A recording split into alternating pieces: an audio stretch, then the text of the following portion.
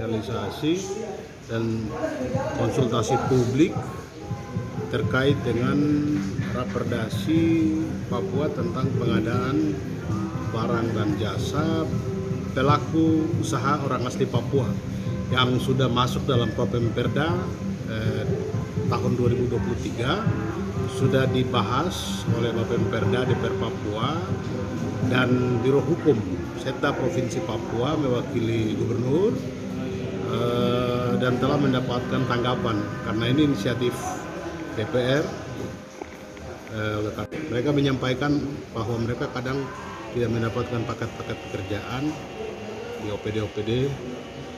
Kadang-kadang juga kadang-kadang disampaikan belum ada regulasi yang menjadi payung untuk pelaku usaha orang asli Papua. Untuk itu regulasi ini kami buat dan kami berharap pemerintah Provinsi Papua dan juga pemerintah kabupaten kota untuk dapat memberikan perlindungan, keberpihakan dan pemberdayaan terkait dengan pengadaan barang dan jasa bagi pelaku usaha orang asli Papua yang berhimpun di bawah Kamar Adat Pengusaha Papua. Mereka juga harus membuat KTA dan ke depan melalui perda ini kita mendorong untuk adanya unit layanan khusus OAP pada LPJK agar pemberdayaan dapat dilakukan. Kemudian dalam pengembangannya bagi pelaku usaha anak asli Papua yang sudah bisa mengerjakan pekerjaan di atas 5 miliar, saya kira balai, jalan, kementerian maupun OPD dapat memberikan pekerjaan tersebut kepada mereka. Tetapi pekerjaan-pekerjaan yang ada di bawah masuk juga dengan tender terbatas, termasuk juga dengan swakelola, termasuk juga dengan kemitraan.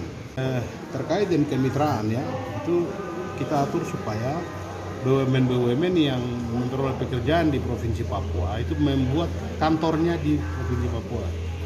Kemudian mengurus pajak dan lain-lain di Provinsi Papua, tenaga kerjanya itu agar diambil dari tenaga kerja lokal. Kalau kelompok-kelompok masyarakat tadi itu kita bisa bentuk, maka kelompok inilah kemudian dapat bekerja pada pekerjaan-pekerjaan yang dilakukan oleh BUMN. Termasuk juga soal kemitraan. Kemitraan ini kan maksudnya adalah kerjasama operasi atau subkon. Nah, subkon ini bisa diberikan kepada adik-adik dari KAP ini supaya misalnya soal pengadaan pasir, galian C itu bisa dikerjakan oleh mereka. Nah ini yang kita harapkan dalam bentuk pemberdayaan, di dalam bentuk kemitraan dengan BUMN dan juga pelaku-pelaku usaha yang besar. Saya pikir di Nabire ada contoh baik, beberapa pelaku usaha besar telah dengan format KSO dan subkon, mereka telah mendorong sejumlah anak Papua di sana untuk bisa bekerja dan mereka sudah punya badan-badan usaha di sana. Ini saya kira contoh yang baik yang harus juga dapat dilakukan oleh BUMN-BUMN kita yang mendapatkan pekerjaan-pekerjaan besar di Provinsi Papua. Kalian terlepas sudah dana CSR kah? Terlepas. Dia mau kerja bangunan tentu kan dia perlu pasir, batu. Nah kalau pasir misalnya satu pengusaha menyediakan pasir, satu pengusaha menyediakan batu. Ini kan sudah bisa ada dua subkon anak-anak Papua yang membantu sebuah BUMN. Itu yang kita dorong. Ya, kami dalam Raperdasi ini mengatur swakelola itu dikerjakan oleh kelompok-kelompok masyarakat. Kenapa kelompok-kelompok masyarakat?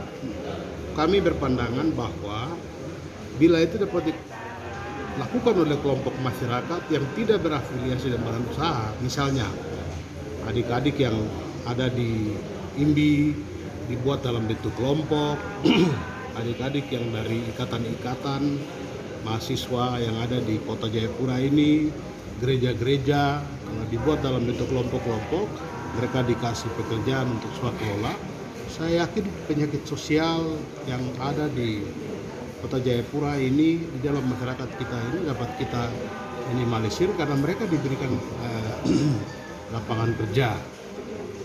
Sekali lagi sebaiknya swakelola tidak dilakukan oleh OPD.